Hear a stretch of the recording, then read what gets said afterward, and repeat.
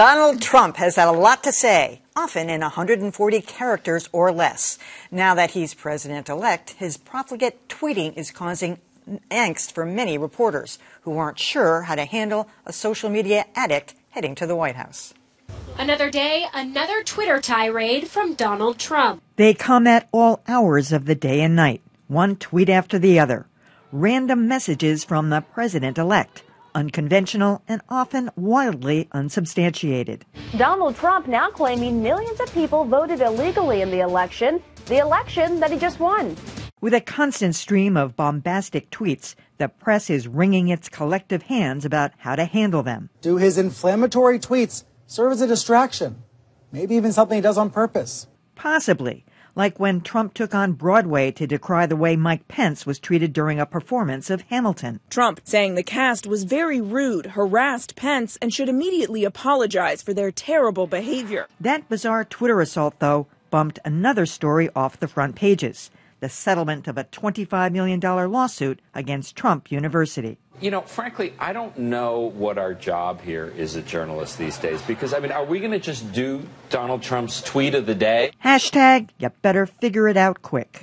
I have to say, yes. I mean, this is the president-elect, who's going to be the president, and I think everything he says and does is reportable. It's, you know, a lot of people say, well, there was a lot of tasting this week. Well, it's not policy. It doesn't really, well, yes, it is. I mean, everything he says at this point is some kind of policy. I agree with what Chris Wallace said. He said, you know, you can remember covering President Reagan when he getting on a plane or whatever little thing he said, whatever thing he muttered, you know, they repeated it. We need a balance. That's the problem. There's been a lot of suggestions that he tends to go on his more bizarre Twitter rants in order to cover up something bad that's happening in the news, such as the New York Times expose of his various international conflicts of interest last week. I think that everything he says is newsworthy. And when he's going off on one of his Twitter rants, it needs to be covered. It needs to be shown as to whether it's true or not. It's generally not true. But we also need to keep an eye on the bigger story of the day. I would like to think we can do two things at the same time. The problem I have is that, you know, is this being used as a way to just throw things out there and not be held accountable for it? When a president stands up in a briefing room or makes some sort of, you know, claim to the announcement to the nation, it's a legitimate, you can take that to the bank. It's a policy shift if all of a sudden the president is saying things about a country in a different way than he or she has said in the past. But in this particular case, you can send something out there via Twitter, and then if it blows up, you can say, you know, I got up early in the morning and I was just tweeting whatever, and I was just joking and whatever. There doesn't seem to be any real legitimacy to Twitter, I think, in the way that it's being used. Having said that, I do believe that you have to cover it. You can't ignore it. It's the president-elect. And whatever he puts out there, I think you have to cover it. And when you cover it, you have to, again, as we've been talking on other subjects, you have to put it into a broader context and either point out something if it's a false claim or at least, you know, further explain and clarify.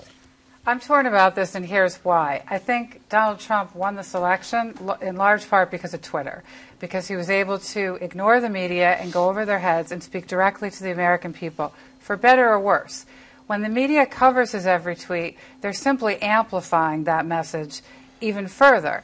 And I think if I were making the decision as a newsroom editor, I would say cover it when he's making news, and when he's just being incendiary or provocative, I wouldn't necessarily cover it because that's what he wants. And for whatever reason he wants it, that's what he's trying to do. But he's the president of the United States. I can't believe you're saying this. And if you don't cover it, somebody else is going to cover it. Well, so everything he does and says is critical.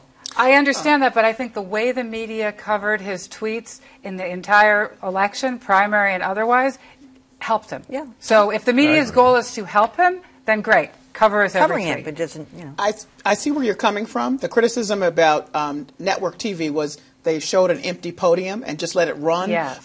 The man wasn't even in the shot yet. So I always said on this show, why can't you tape the thing and then figure out what's newsworthy and then play it? So I see where you're going, except in this instance, the man now is the president-elect. Right. So everything he says, and it doesn't matter if it's in a tweet. It is. Yeah. It could be policy or not. But we don't know. But right? I know, and we're not going to know even at the podium. If he was standing at the podium, he could say the same thing. The American people voted for Donald Trump because, in large measure, they felt he was getting a raw deal from the media is biased, right? And so if every time he tweets, the media tears apart his tweet, it's well, I don't just think more we do evidence. That. I don't think we tear apart his tweet. I do think that we do our job, though, and point out immediately, this is not true, or this is, or this indicates maybe a shift or not. Right. But to say you can't do it, no. I'm not saying you can't. I'm saying I take it on a case-by-case basis. I think it's going to be more case-by-case than not until we sort of get a balance ourselves about how to do it. But I think you have to. It's really new territory. It is, and we're going to be struggling with the idea of... do we do this thing that may help him or not? He's going to be the president. We have to cover him. It's not our job to care whether we're helping him or not. That's right. You have to cover him. Well, right, I suppose that's true. By the way, I think it's the Library of Congress or somebody is now collecting every single tweet for history. Oh, good. So you can go back and look at that. it. Yeah.